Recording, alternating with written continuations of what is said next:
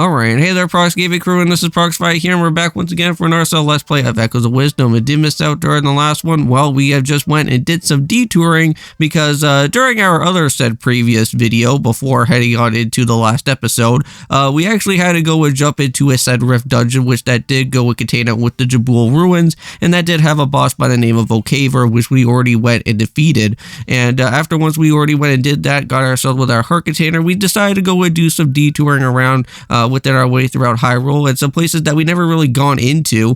We went and headed all the way into the Fair and Wetlands, got to meet up with the said Deku Scrubs. Now, that is going to be an area that we will have to go and head on into somewhat a little bit later. It's just that during our little sidetrack thing, I wanted to at least get some of the other said warping areas, just so that even if we decide to go and head on into the Fair and Wetlands at some point as our main objective, it would be pretty handy to just have those warping points alongside with us a little bit earlier, just so that we don't have to go and have to do some backtracking on foot and having to go and do it that way again.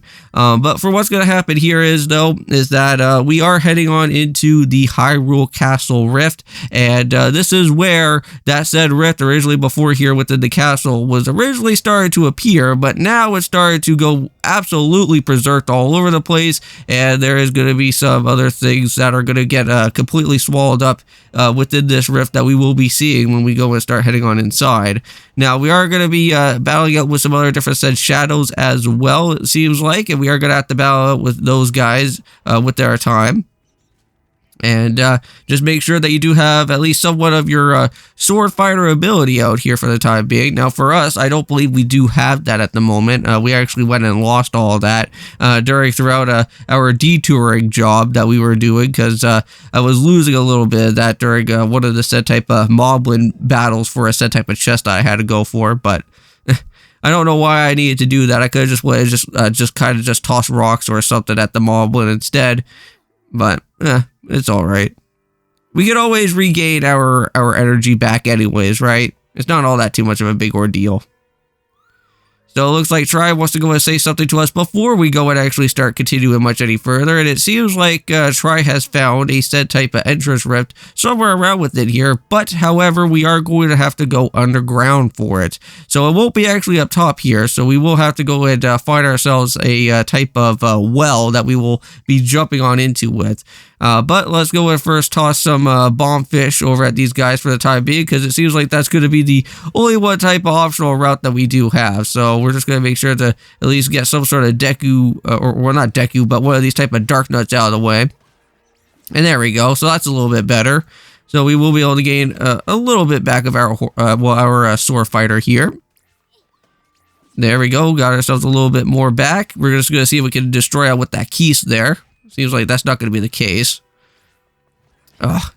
I really hate these type of guys that like to move a little bit further back, because they already know that they're going to get themselves completely hit by that bomb fish. But you know what? Fine.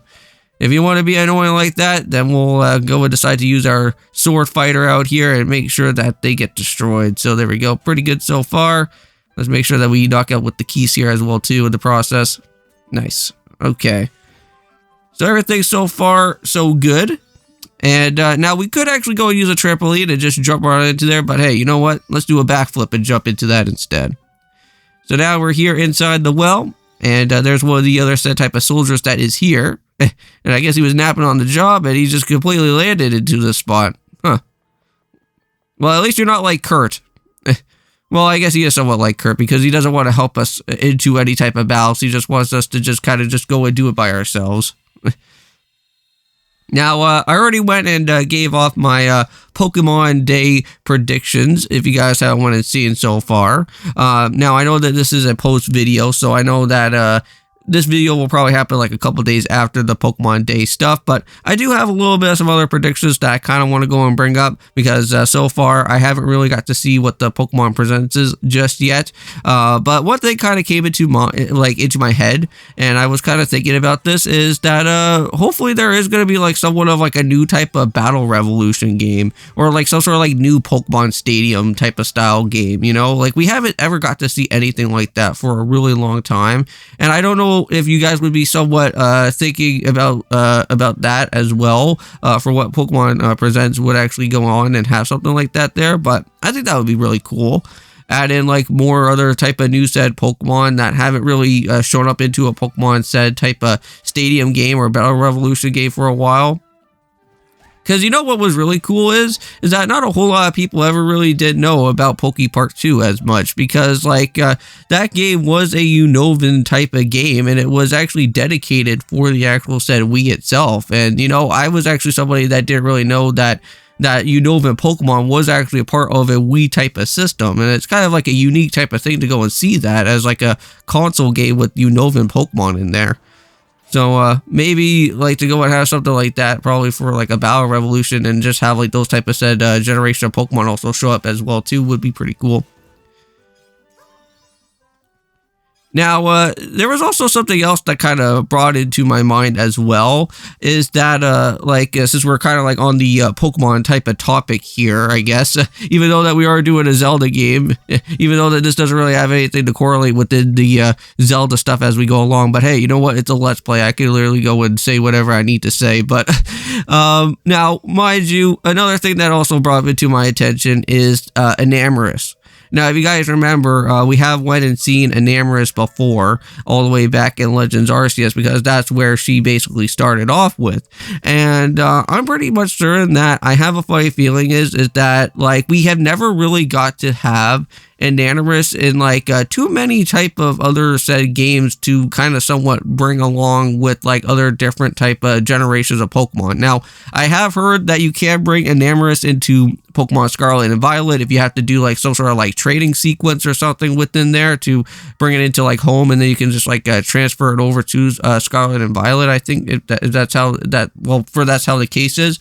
But I think having it in like a said type of like post game event or something like that, like within the Pokemon Black and White universe, would be really cool to go and see, because like, you know, basically the Genie Pokemon was a part of Unova, and having a fourth said type of member within the whole Genie trio would be somewhat pretty cool to go and see, and wonder what type of mystery event that would actually be all encased about.